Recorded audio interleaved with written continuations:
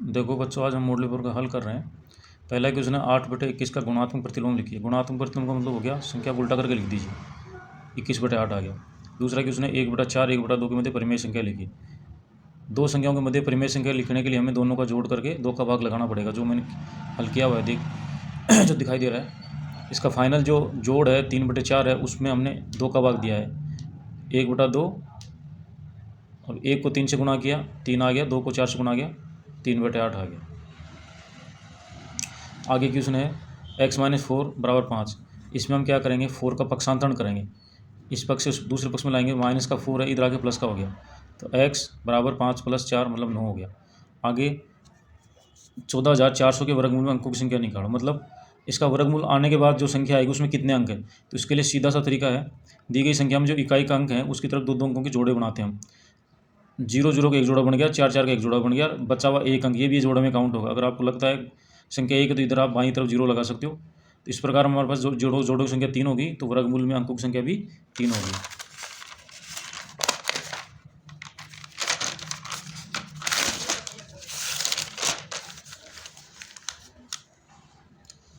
आगे क्वेश्चन है a² + 2ab + b² गुणनखंड। इसके लिए हमने क्या किया, 2ab के 2 टुकड़े किए हैं, समान टुकड़े, a² + ab + ab + b²। a² + ab में a कॉमन आ गया तो a + b हो गया, इधर ab + b² में b कॉमन आ गया, तो अपने पास b कॉमन आ गया, a + b बच गया। फिर दोनों में a + b इसमें भी है और a + b इसमें भी है, दोनों में फिर a + b कॉमन आ गया, यहाँ से a + b आ गया, यहाँ से a बच गया और प्लस यहाँ से b बच गया। दोनों संख्या a + b × a + b मतलब समान संख्या, इसलिए क्या होगी, a + b की घात 2 हो गई। आगे क्वेश्चन है मूल बिंदु को निर्देशांक के लिखिए। मूल बिंदु का मतलब होता है जो अक्ष अपने पास 2 अक्ष होते हैं, x अक्ष और y अक्ष, दोनों अक्ष जिस बिंदु पर काटती हैं, मतलब उनका क्या होता है, ये प्रारंभिक बिंदु होता है। प्रारंभिक बिंदु के जो मान होते हैं वो हमें बताना है। तो यहाँ पर इस बिंदु पर x का मान भी 0 है और y का मान भी 0 है। आगे क्वेश्चन है 8/5 × x², मतलब 8/5 x² में x² का गुणांक लिखिए। एक्चुअली गुणांक का अर्थ हमें समझना है। गुणांक का मतलब होता है गुणा है जो अंक, मतलब इस x² के साथ में कौन सा अंक गुणा में है वो अपना उत्तर होगा। तो x² के साथ में गुणा में कौन है, 8/5, तो अपना उत्तर 8/5 होगा। आगे क्वेश्चन है 3 की घात 0 का मान ज्ञात कीजिए। मतलब 3 की घात 0 का मान क्या होता है। एक्चुअल में किसी भी परिमित संख्या की घातांक अगर 0 हो तो उसका मान हमेशा 1 होता है। उदाहरण में दिए जैसे 100 की घात 0, मतलब 1 ही होगा। 6x + 18y का सारो गुणनखंड। सारो गुणनखंड मतलब होता है जितने पद आपको दिए हुए उसमें सभी में एक पद कॉमन आता है कोई भी। तो 6x + 18xy है, इसमें तो आप देखिए 6x दोनों में कॉमन है, तो इधर 1 बच रहा है, इधर 3y बच रहा है, इसका मतलब सारा गुणनखंड अपने पास 6x है। अगर आप समझना चाहो तो मैंने इसको विस्तृत रूप से लिखा हुआ है। इसके हम क्या करते हैं, 6 और जो संख्या होती है उसके बाद गुणनखंड कर लेते हैं, और जो कॉमन आता है उसको बाहर कर लेते हैं, वो उसका सारा गुणनखंड आ जाता है। उसके बाद है 3 से विभाज्य संख्याएं। 3 से विभाज्य संख्या आप निकालना चाहो तो सीधा सा नियम है जो बता रखा पहले भी, जो भी संख्या दे रखे हैं उनके अंकों का योग कर लीजिए। यदि अंकों का योग आपको 3 के पहाड़े में मिल जाता है तो वो उस संख्या में 3 का पूरा भाग जाएगा। पूरा भाग जाने का मतलब होता है शेषफल में 0।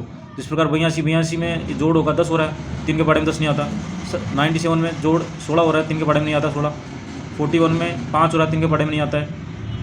78 में 15 हो रहा है, 3 के पहाड़े में आता है। इसका मतलब 78 में 3 का पूरा भाग जाएगा। आगे क्वेश्चन है 243 की घात x + 1 200 = 243 की घात -5 को x में x का मान ज्ञात कीजिए। एक सीधा सा नियम है, घातांकों का जो नियम है उसमें ये है कि यदि दोनों पक्षों में आधार समान है तो हम घातों को समान करके लिख सकते हैं। तो इसकी घात x + 1 है, इधर -5 है, दोनों को बराबर करके लिख देंगे। अब ये समीकरण बन चुकी है। अब हम क्या करेंगे, जो +1 है उसका पक्षांतरण कर देते हैं। +1 को इधर लाएंगे, प्लस वाली संख्या माइनस में हो जाएगी, -5 और -1 -6 हो गया, इसका मतलब x का मान 6 आ गया, -6 आ गया। आगे करना है x - 5 का होल स्क्वायर + 10x। तो सबसे पहले हम इसमें हल करने के लिए हम x - 5 का होल स्क्वायर खोलेंगे, जो कि इस सूत्र से संबंधित है। a - b का होल स्क्वायर बराबर a² - 2b + b² होता है। मतलब इसको जब खोलेंगे तो इस रूप में खुलेगा। यदि हम x को a मान लें और 5 को b मान लें तो इसको हम इस रूप में खोल सकते हैं। यहाँ पर a² है तो यहाँ पर x की जगह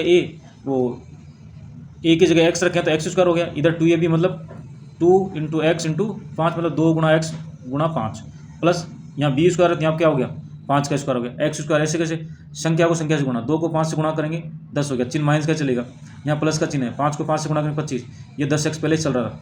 अब यहाँ पर देखिए ये 10x माइनस का, ये 10x प्लस का, ये दोनों जीरो हो जाएंगे, एक्स स्क्वायर प्लस 25 का उत्तर आ गया। संख्या, ये जो संख्या दी हुई इसको 10 की घात 7 से गुणा करना है, सीधी सी बात है। हमें 7 जीरो लगानी है, जो संख्या दी हुई उसके आगे 7 जीरो लगानी है, और इकाई की ओर से काउंट करना है अपने को कि कितने अंक आगे दशमलव लगा हुआ। तो हमें पता है 1 2 3 4 5 अंक छोड़ दें, तो हमने यहाँ से 5 जीरो छोड़ दिए। तो इधर देखो आप,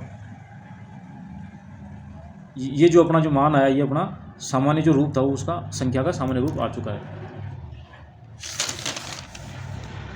फिर आगे क्वेश्चन है, परिमेय संख्या किसे कहते हैं?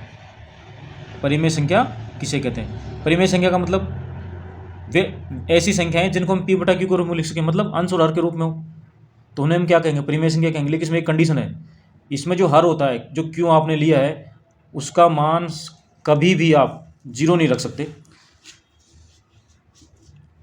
और जो p और q जो ले रहे हो, अंश और हर में जो मान ले रहे हो, ये मान हमेशा पूर्णांक होते हैं। पूर्णांक का मतलब जो जिसमें माइनस की संख्या भी काउंट होती है, और धनात्मक मतलब ऋणात्मक संख्या और धनात्मक संख्या दोनों ही काउंट होती हैं। कुछ उदाहरण हमने दिए हैं, 5/6, 7/9, -11/12, 0/3 इत्यादि, मतलब ये सभी आप इनको सभी को परिमेय संख्या कह सकते हो। लेकिन यहाँ पर एक उदाहरण और लिया 5/0, जो हमने बताया था कि हर जीरो नहीं होना चाहिए, हमने जो हर जीरो लिया है परिमेय संख्या, ये परिमेय संख्या नहीं हो क्योंकि हर जीरो है। आगे हमने देखो एक रूप लिया है परिमेय संख्या का -5/7। हम अगर परिमेय संख्या है तो इसका अगर मानक रूप और स्टैंडर्ड रूप अगर लिखना चाहें, सही रूप लिखना चाहें, तो उसको -5/-7 की जगह इसको सीधे 5/7 लिखना पड़ेगा अपना, ये इसका मानक रूप होगा। या फिर अगर कोई संख्या अपने पास है जिसमें हर में माइनस दे रखा है, तो इसको आप सही करके इसके अंश में माइनस लाओ, और तब जाके इसका मानक रूप होगा ये। आगे क्वेश्चन है, एक समबाहुभुज की भुजाएं कितनी होगी यदि एक बाह्य कोण की माप 24 डिग्री है? तो हमें भुजाओं की मान निकालने, तो भुजाओं की संख्या मान ली अपने। समबाहुभुज के एक कोण या प्रत्येक बाह्य कोण का मतलब मान दिया हुआ आपको। इसका एक फॉर्मूला होता है, समबाहुभुज का प्रत्येक बाह्य कोण बराबर 360/n, और प्रत्येक कोण इसका दिया हुआ है बाह्य कोण 24 बराबर 360/n। या आप इसको लिख सकते हो n बराबर 360/24। 24 का जब से डिवाइड करेंगे तो 15 आ गया, इसका मतलब समबाहुभुज में संख्याएं 15 होंगी। वर्ग की भुजाएं ज्ञात करो जब उसका क्षेत्रफल हो, तो क्या होता है क्षेत्रफल? भुजा स्क्वायर। भुजा स्क्वायर हमें चाहिए सिर्फ भुजा, तो दोनों पक्षों का वर्गमूल लेना पड़ेगा, क्योंकि वर्गमूल का मतलब होता है घातांक 1/2। 1/2 को 2 से काउंट करेंगे तो काटेंगे तो 2 से 2 कट जाता है, और सिर्फ भुजा बचती है। इधर 144 है, आप या तो डायरेक्ट इसके वर्गमूल याद रख सकते हो, अन्यथा अभाज्य गुणनखंड करके हम इसके वर्गमूल निकाल सकते हैं।